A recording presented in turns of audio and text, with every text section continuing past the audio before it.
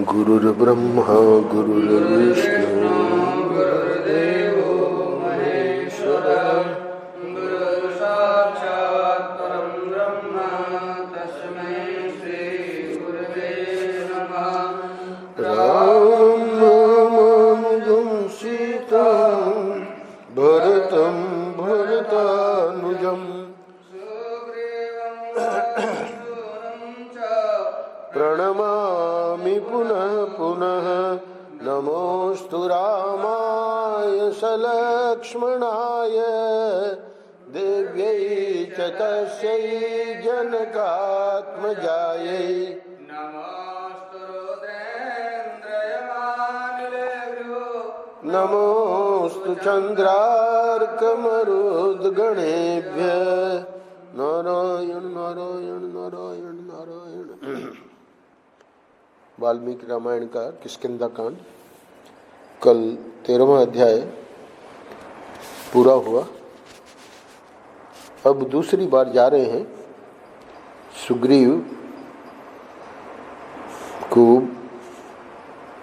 भगवान ने पूछा कि ये आश्रम बड़ा विलक्षण दिखाई दे रहा है, तो उसका परिचय दिया कि ये सप्त जन आश्रम है और आप भी प्रणाम करिए। सब लोगों ने प्रणाम किया। अब वे सब लोग शीघ्रता पूर्वक वाली की किष्किंधापुरी में पहुंचकर एक गहन वन में वृक्षों की ओट में अपने आप को छिपाकर खड़े हो गए। तो और लोग तो सब खड़े हो गए और सुग्रीव को जाना था। तो सुग्रीव वन के प्रेमी विशाल ग्रीवा वाले सुग्रीव ने, इसका नाम सुग्रीव इसीलिए पड़ा कि इसकी ग्रीवा कंठ बड़ा विशाल था। विशाल ग्रीवा वाले सुग्रीव ने उस वन में चारों ओर दृष्टि दौड़ाई और अपने मन में अत्यंत क्रोध का संचय किया।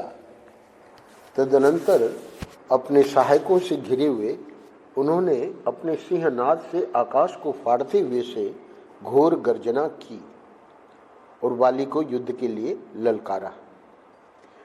उस समय सुग्रीव वायु के वेग के साथ गरजते हुए महामेघ के समान जान पड़ते थे। अपनी अंग कांति और प्रताप के द्वारा प्रातःकाल के सूर्य की भांति प्रकाशित होते थे।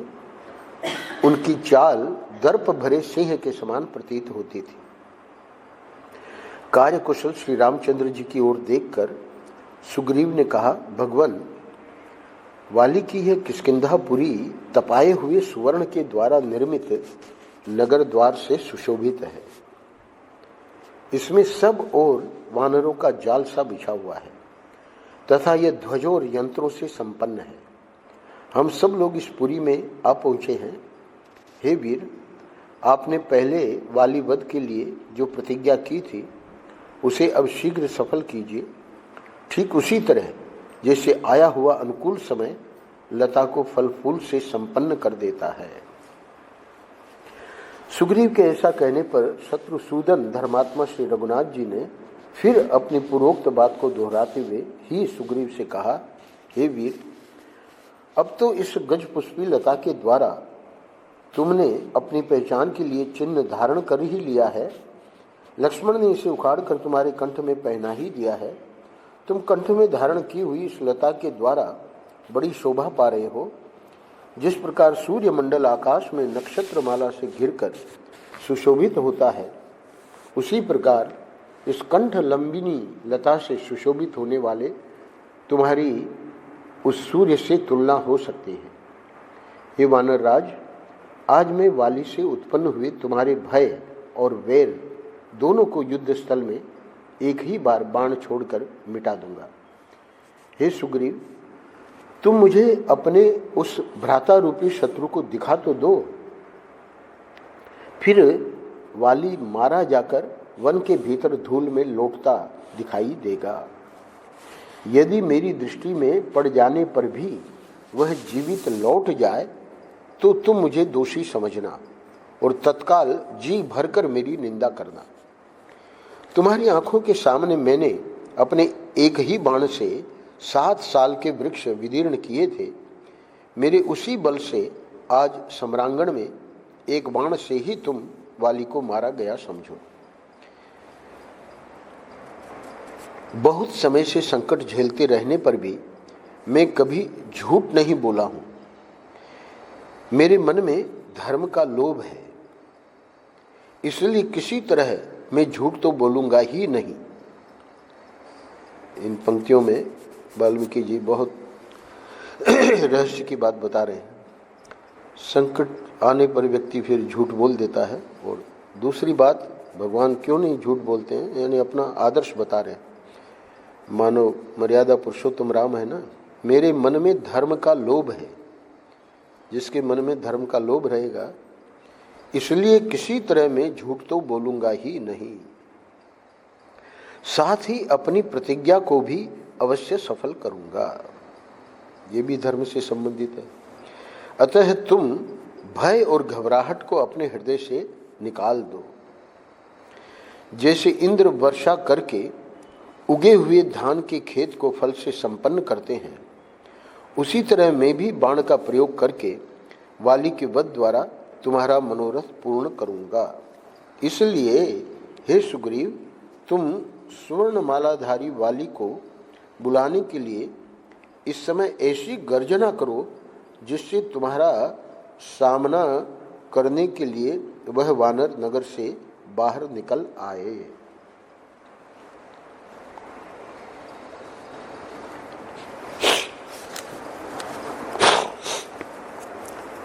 आगे कहते हैं भगवान, वह अनेक युद्धों में विजय पाकर विजय श्री से सुशोभित हुआ है, सब पर विजय पाने की इच्छा रखता है और उसने कभी तुमसे हार नहीं खाई है। इसके अलावा युद्ध से उसका बड़ा प्रेम है। अतः वाली कहीं भी आसक्त न होकर नगर के बाहर अवश्य निकलेगा। यानी दूसरी बार तुम आए हो तो आगे के अध्याय में आवेगा, तारा रोकेगी पर वो अवश्य निकलेगा। कहीं भी आसक्त न होकर। अगर व्यक्ति आसक्त हो जाए तो फिर वो रुक जाएगा। ये तारा में भी आसक्त नहीं था, क्योंकि अपने पराक्रम को जानने वाले वीर पुरुष विशेषतः स्त्रियों के सामने युद्ध के लिए शत्रुओं के तिरस्कारपूर्ण शब्द सुनकर कदापि सहन नहीं करते हैं। फिर तो स्त्री की बात को भी नहीं मानते। श्री रामचंद्र जी की यह बात सुनकर सुवर्ण के समान पिंगल वर्ण वाले सुग्रीव ने आकाश को विदीर्ण सा करते हुए कठोर स्वर में बड़ी भयंकर गर्जना की। उस सिंहनाद से भयभीत हो बड़े बड़े बैल शक्तिहीन हो राजा के दोष से पर पुरुषों द्वारा पकड़ी जाने वाली कुलांगनाओं के समान व्याकुल चित्त हो सब ओर भाग चले। मृग युद्ध स्थल में अस्त्र शस्त्रों की चोट खाकर भागे हुए घोड़ों के समान तीव्र गति से भागने लगे और पक्षी जिनके पुण्य नष्ट हो गए हैं ऐसे ग्रहों के समान आकाश से पृथ्वी पर गिरने लगे। तदनंतर जिनका सिंहनाद मेघ की गर्जना के समान गंभीर था और सूर्य के द्वारा जिनका तेज बढ़ा हुआ था, वे सुविख्यात सूर्य कुमार सुग्रीव बड़ी उतावली के साथ बारंबार गर्जना करने लगे, मानो वायु के वेग से चंचल हुई उत्ताल तरंग मालाओं से सुशोभित सरिताओं का स्वामी समुद्र कोलाहल कर रहा हो। अगले अध्याय में उस समय अमर्षशील यानी क्रोधपूर्ण वाली अपने अंतःपुर में था। उसने अपने भाई महामना सुग्रीव का वह सिंहनाद वहीं से सुना। समस्त प्राणियों को कंपित कर देने वाली उनकी वह गर्जना सुनकर उसका सारा मद सहसा उतर गया और उसे महान क्रोध उत्पन्न हुआ। फिर तो सुवर्ण के समान पीले रंग वाले वाली का सारा शरीर क्रोध से तमतमा उठा।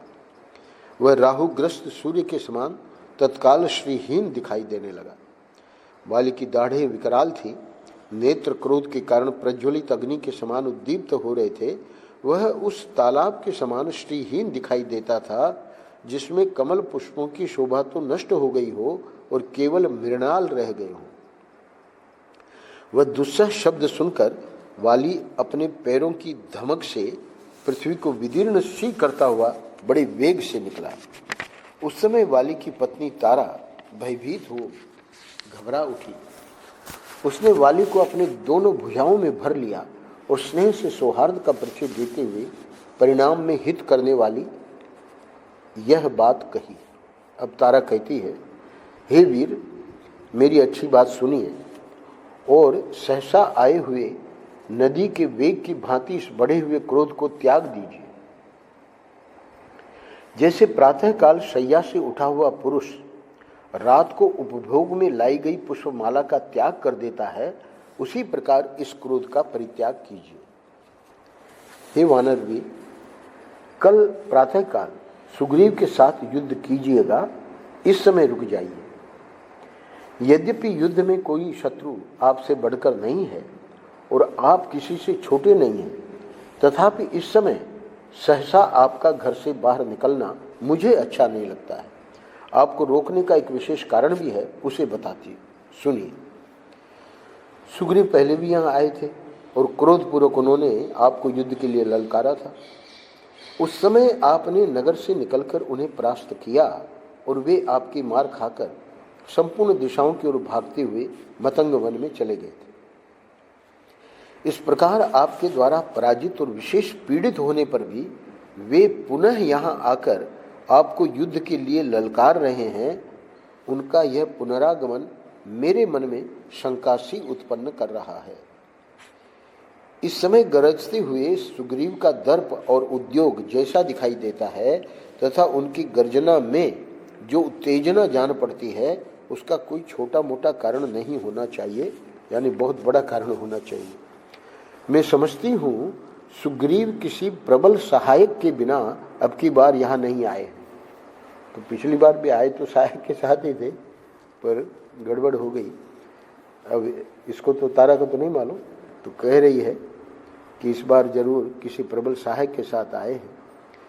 किसी सबल सहायक को साथ लेकर ही आए हैं, जिसके बल पर ये इस तरह गरज रहे हैं। वानर सुग्रीव स्वभाव से ही कार्यकुशल और बुद्धिमान है। वे किसी ऐसे पुरुष के साथ मैत्री नहीं करेंगे जिसके बल और पराक्रम को अच्छी तरह परख न लिया हो। ये भी एक विशेष बात बता रही है, क्योंकि सुग्रीव ने परीक्षा ली भगवान की। तो हे वीर, मैंने पहले ही कुमार अंगद के मुंह से यह बात सुन ली है, इसीलिए आज मैं आपके हित की बात बताती हूँ। क्या कहा अंगद ने?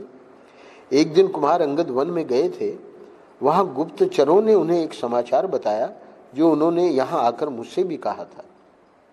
वह समाचार इस प्रकार है, अयोध्या नरेश के 2 शूरवीर पुत्र, जिन्हें युद्ध में जीतना अत्यंत कठिन है, जिनका जन्म इक्ष्वाकु कुल में हुआ है तथा जो श्री राम और लक्ष्मण के नाम से प्रसिद्ध हैं, यहाँ वन में आए हुए हैं। ये दोनों दुर्जय वीर सुग्रीव का प्रिय करने के लिए उनके पास पहुंच गए हैं।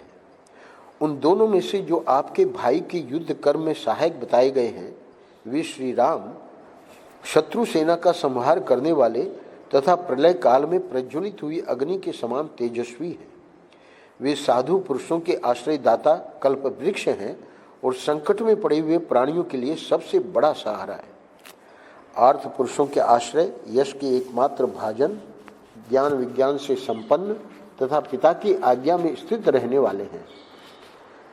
तारा कहती है, जैसे गिरिराज हिमालय नाना धातुओं की खान है, उसी प्रकार श्री राम उत्तम गुणों के बहुत बड़े भंडार हैं। अतः उन महात्मा राम के साथ आपका विरोध करना कदापि उचित नहीं, क्योंकि वे युद्ध की कला में अपनी सानी नहीं रखते हैं। उन पर विजय पाना अत्यंत कठिन है। हे शूरवीर, मैं आपके गुणों में दोष देखना नहीं चाहती, अतः आपसे कुछ कहती हूँ। आपके लिए जो हितकर है वही बता रही हूँ, आप उसे सुनिए और वैसा ही कीजिए। अच्छा यही होगा, अब सुझाव दे रही है कि आप क्या करें। अच्छा यही होगा कि आप सुग्रीव का शीघ्र ही युवराज के पद पर अभिषेक कर दीजिए। हे वीर वानर राज, सुग्रीव आपके छोटे भाई हैं, उनके साथ युद्ध न कीजिए। मैं आपके लिए यही उचित समझती हूँ कि आप वैर भाव को दूर हटाकर श्री राम के साथ सौहार्द और सुग्रीव के साथ प्रेम का संबंध स्थापित कीजिए। वानर सुग्रीव आपके छोटे भाई हैं, अतः आपका लाड़ प्यार पाने के योग्य हैं। वे ऋष्यमुख पर रहें या किष्किंधा में, सर्वथा आपके बंधु ही हैं। मैं इस भूतल पर उनके समान बंधु और किसी को नहीं देखती हूँ। आप दान मान आदि सत्कारों के द्वारा उन्हें अपना अत्यंत अंतरंग बना लीजिए, जिससे वे इस वैर भाव को छोड़कर आपके पास रह सकें। पुष्ट ग्रीवा वाले सुग्रीव आपके अत्यंत प्रेमी बंधु हैं, ऐसा मेरा मत है। इस समय भ्रातृ प्रेम का सहारा लेने के सिवाय आपके लिए यहाँ दूसरी कोई गति नहीं है। यदि आपको मेरा प्रिय करना हो तथा आप मुझे अपनी हितकारिणी समझते हो, तो मैं प्रेम पूर्वक याचना करती हूँ, आप मेरी यह नेक सलाह मान लीजिए। हे स्वामिन, आप प्रसन्न होइए। मैं आपके हित की बात कहती हूँ, आप इसे ध्यान देकर सुनिए। केवल रोष का ही अनुसरण न कीजिए। कौशल राजकुमार श्री राम इंद्र के समान तेजस्वी हैं, उनके साथ वैर बांधना या युद्ध छेड़ना आपके लिए कदापि उचित नहीं है। अब अंतिम श्लोक में कह रहे हैं, उस समय तारा ने वाली से उसके हित की ही बात कही थी और यह लाभदायक भी थी, किंतु उसकी बात उसे नहीं रुची। क्यों नहीं रुची? क्योंकि उसके विनाश का समय निकट था और वह काल के पाश में बंध चुका था। विनाश काले विपरीत बुद्धि। अगले अध्याय में तारापति चंद्रमा के समान मुख वाली तारा को ऐसी बातें करती देख वाली ने उसे फटकारा और इस प्रकार कहा, वरानने, इस गरजते हुए भाई की जो विशेषता मेरा शत्रु है, यह उत्तेजनापूर्ण चेष्टा मैं किस कारण से सहन करूंगा। हे भीरू, जो कभी परास्त नहीं हुए और जिन्होंने युद्ध के अवसरों पर कभी पीठ नहीं दिखाई, उन शूरवीरों के लिए शत्रु की ललकार सह लेना मृत्यु से भी बढ़कर दुखदायी होता है। यह हीन ग्रीवा वाला सुग्रीव संग्राम भूमि में मेरे साथ युद्ध की इच्छा रखता है। मैं इसके रोषावेश और गर्जन तर्जन को सहन करने में असमर्थ हूं। श्री रामचंद्र जी की बात सोचकर भी तुम्हें मेरे लिए विषाद नहीं करना चाहिए। क्यों? क्योंकि वे धर्म के ज्ञाता तथा कर्तव्य को समझने वाले हैं, अतः पाप कैसे करेंगे। तुम इन स्त्रियों के साथ लौट जाओ।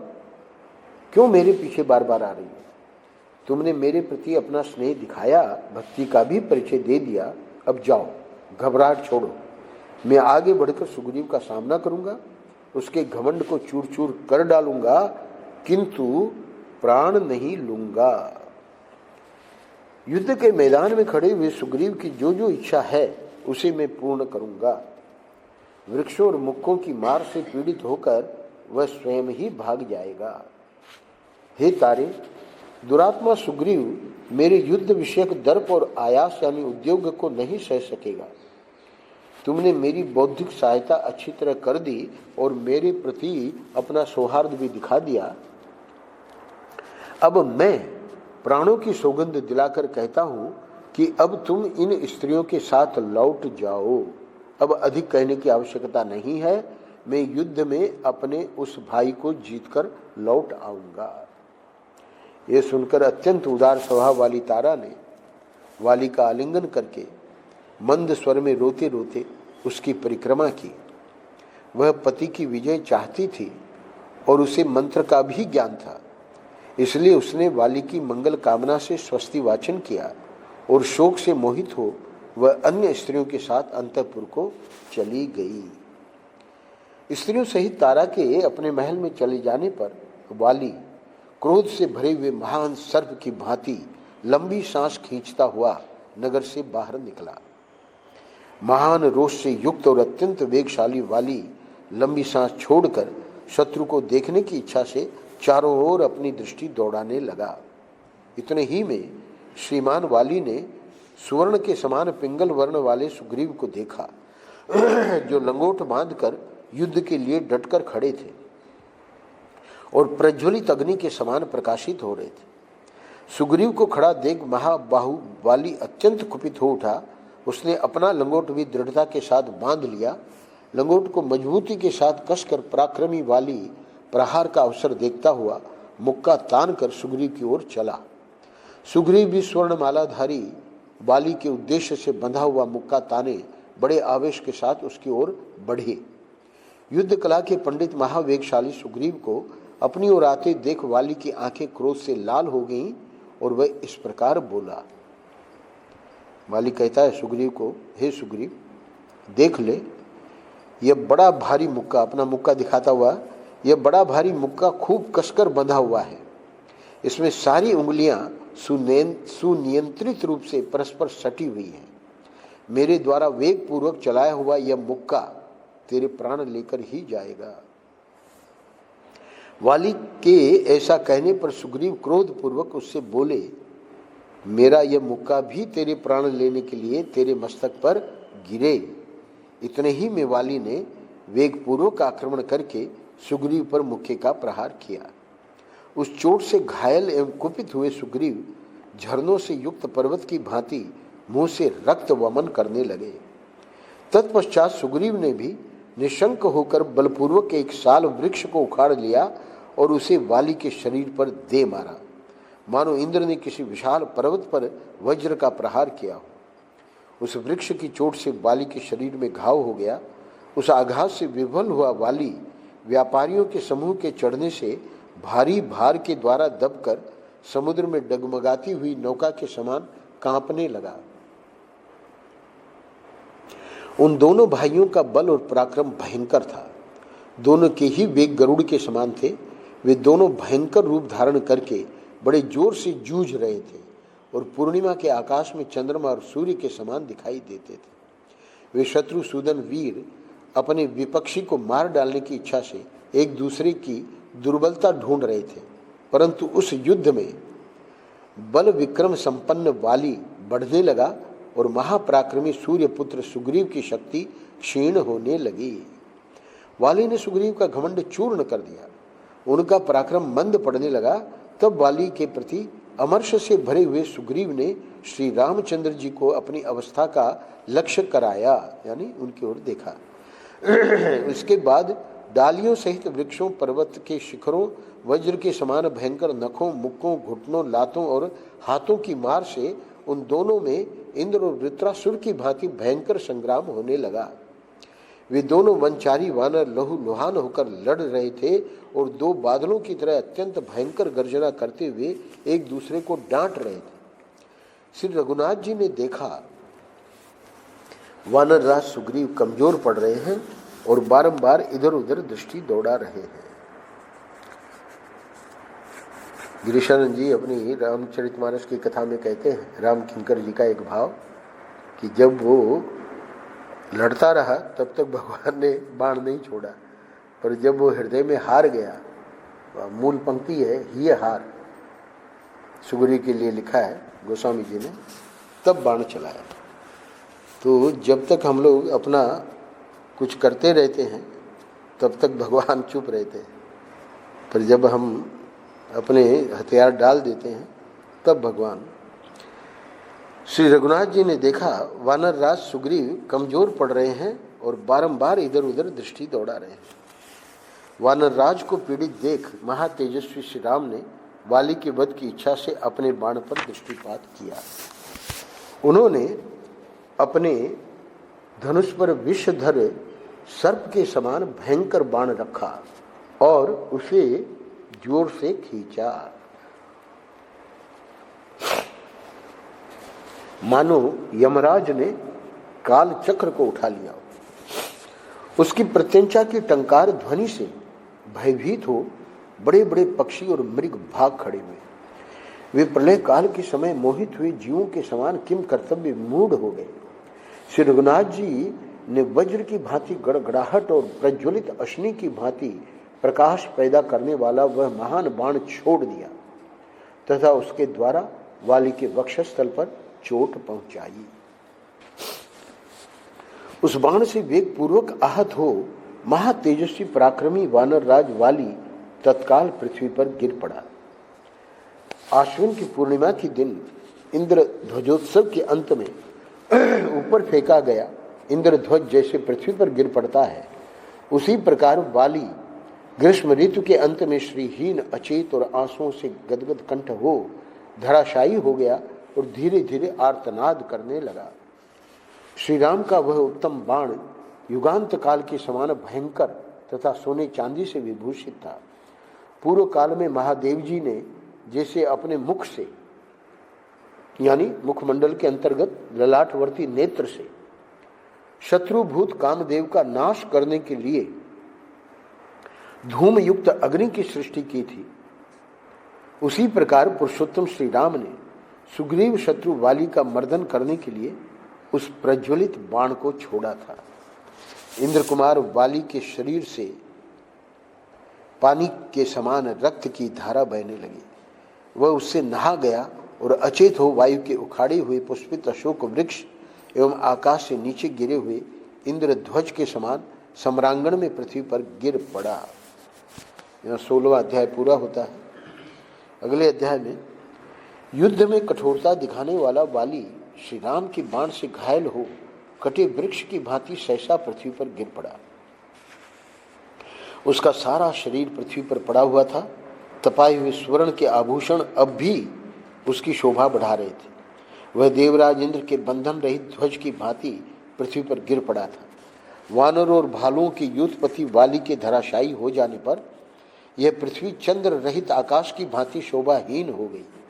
पृथ्वी पर पड़े होने पर भी महात्मा वाली के शरीर की शोभा, प्राण, तेज और पराक्रम नहीं छोड़ सके थे। इंद्र की दी हुई रत्न जटित श्रेष्ठ स्वर्णमाला उस वानर राज के प्राण, तेज और शोभा को धारण किए हुए थे। उस स्वर्णमाला से विभूषित हुआ वानर युद्धपति वीर वाली संध्या की लाली से रंगे हुए प्रांत भाग वाले मेघखंड के समान शोभा पा रहा था। पृथ्वी पर गिरे होने पर भी वाली की वह स्वर्णमाला, उसका शरीर तथा मर्मस्थल को विदीर्ण करने वाला वह बाण, ये तीनों पृथक पृथक 3 भागों में विभक्त की हुई अंग लक्ष्मी के समान शोभा पा रहे थे।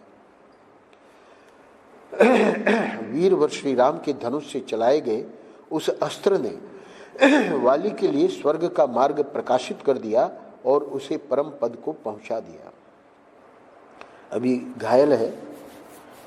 इस प्रकार युद्ध स्थल में गिरा हुआ इंद्रपुत्र वाली ज्वाला रहित अग्नि के समान पुण्यों का क्षय होने पर पुण्यलोक से इस पृथ्वी पर गिरे हुए राजा ययाति के समान तथा महाप्रलय के समय काल द्वारा पृथ्वी पर गिराए गए सूर्य के समान जान पड़ता था। उसकी गले में सोने की माला शोभा दे रही थी। वह महेंद्र के समान दुर्जय और भगवान विष्णु के समान दुस्सह था। उसकी छाती चौड़ी, भुजाएं बड़ी बड़ी, मुख दीप्तिमान और नेत्र कपिल वर्ण के थे। लक्ष्मण को साथ लिए श्री राम ने वाली को इस अवस्था में देखा और वे उसके समीप गए। इस प्रकार ज्वाला रहित अग्नि की भांति वहां गिरा हुआ वह वीर धीरे धीरे देख रहा था। महापराक्रमी दोनों भाई श्री राम और लक्ष्मण उस वीर का विशेष सम्मान करते हुए उसके पास गए। उन श्री राम तथा महाबली लक्ष्मण को देखकर वाली धर्म और विनय से युक्त कठोर वाणी में बोला। अब उसमें तेज और प्राण स्वल्प मात्रा में ही रह गए थे। वह बाण से घायल होकर पृथ्वी पर पड़ा था और उसकी चेष्टा धीरे धीरे लुप्त होती जा रही थी। उसने युद्ध में गर्व युक्त पराक्रम प्रकट करने वाले गर्वीले श्री राम से कठोर वाणी में इस प्रकार कहना आरंभ किया। क्या कहता है? हे रघुनंदन, आप राजा दशरथ के सुविख्यात पुत्र हैं। आपका दर्शन सबको प्रिय है।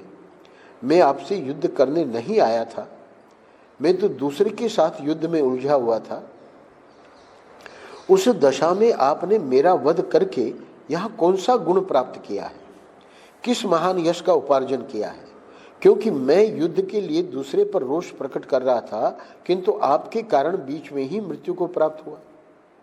इस भूतल पर सब प्राणी आपके यश का वर्णन करते हुए कहते हैं, श्री रामचंद्र जी कुलीन, सत्वगुण संपन्न, तेजस्वी, उत्तम व्रत का आचरण करने वाले, करुणा का अनुभव करने वाले, प्रजा के हितैषी, दयालु, महान उत्साही, समयोचित कार्य एवं सदाचार के ज्ञाता और दृढ़ प्रतिज्ञ हैं। हे राजन, इंद्रिय निग्रह, मन का संयम, क्षमा, धर्म, धैर्य, सत्य, पराक्रम तथा अपराधियों को दंड देना, ये राजा के गुण हैं। मैं आप में इन सभी सद्गुणों का विश्वास करके आपके उत्तम कुल को याद कर तारा के मना करने पर भी सुग्रीव के साथ लड़ने आ गया। तारा को कहा वाली ने कि वे धर्मात्मा हैं, वे पाप कर्म नहीं करेंगे, तो उसी बात को कह रहा है। जब तक मैंने आपको नहीं देखा था तब तक मेरे मन में यही विचार उठता था कि दूसरे के साथ रोषपूर्वक जूझते हुए मुझको आप असावधान अवस्था में अपने बाण से बेधना उचित नहीं समझेंगे। आगे के 3 श्लोक बहुत महत्वपूर्ण है, फटकार लगाता है भगवान को। परंतु आज मुझे मालूम हुआ कि आपकी बुद्धि मारी गई है। आप धर्मध्वजी हैं, दिखावे के लिए धर्म का चोला पहने हुए हैं, वास्तव में अधर्मी हैं। आपका आचार व्यवहार पापपूर्ण है। आप घास फूस से ढके हुए कूप के समान धोखा देने वाले हैं। आपने साधु पुरुषों का सा वेश धारण कर रखा है, परंतु हैं पापी। राख से ढकी हुई आग के समान आपका असली रूप साधु वेश में छिप गया है। मैं नहीं जानता था कि आपने लोगों को छलने के लिए ही धर्म की आड़ ली है। जब मैं आपके राज्य या नगर में कोई उपद्रव नहीं कर रहा था तथा आपका भी तिरस्कार नहीं करता था, तब आपने मुझ निरपराध को क्यों मारा? मैं सदा फलमूल का भोजन करने वाला और वन में ही विचरने वाला वानर हूँ। मैं यहाँ आपसे युद्ध नहीं करता था, दूसरे के साथ मेरी लड़ाई हो रही थी, फिर बिना अपराध के आपने मुझे क्यों मारा? हे राजन, आप एक सम्मानीय नरेश के पुत्र हैं, विश्वास के योग्य हैं और देखने में भी प्रिय हैं। आप में धर्म का साधनभूत चिन्ह, जटा, वल्कल धारण आदि भी प्रत्यक्ष दिखाई देता है। क्षत्रिय कुल में उत्पन्न शास्त्र का ज्ञाता, संशय रहित तथा धार्मिक वेशभूषा से आच्छन्न होकर भी कौन मनुष्य ऐसा क्रूरतापूर्ण कर्म कर सकता है? 28वां श्लोक और विलक्षण है। हे महाराज, रघु के कुल में आपका प्रादुर्भाव हुआ है। आप धर्मात्मा के रूप में प्रसिद्ध हैं, तो भी इतने अभव्य यानी क्रूर निकले। यदि यही आपका असली रूप है तो फिर किस लिए ऊपर से भव्य यानी विनीत एवं दयालु साधु पुरुष का सा रूप धारण करके चारों ओर दौड़ते फिरते हैं? हे राजन, साम, दान, क्षमा, धर्म, सत्य, धृति, पराक्रम और अपराधियों को दंड देना, ये भूपालों के गुण हैं। हे राम, हम फल मूल खाने वाले वनचारी मृग हैं, यह हमारी प्रकृति है, किंतु आप तो पुरुष हैं, मनुष्य हैं, अतः हमारे और आप में वैर का कोई कारण नहीं है। पृथ्वी, सोना और चांदी, इन्हीं वस्तुओं के लिए राजाओं में परस्पर युद्ध होते हैं। यही 3 कलह के मूल कारण हैं, परंतु यहाँ वे भी नहीं है। इस दिशा में, इस वन में या हमारे फलों में आपका क्या लोभ हो सकता है? नीति और विनय, दंड और अनुग्रह, ये राजधर्म है, किंतु इनके उपयोग के भिन्न भिन्न अवसर हैं। इनका अविवेक पूर्वक उपयोग करना उचित नहीं है। राजाओं को स्वेच्छाचारी नहीं होना चाहिए। अभी इस अध्याय में फटकार लगाई है, अभी तो और श्लोक है। यहाँ 32वें पे विराम देते हैं और ये अध्याय जो है 54 श्लोकों का है। नारायण नारायण नारायण नारायण। श्री राम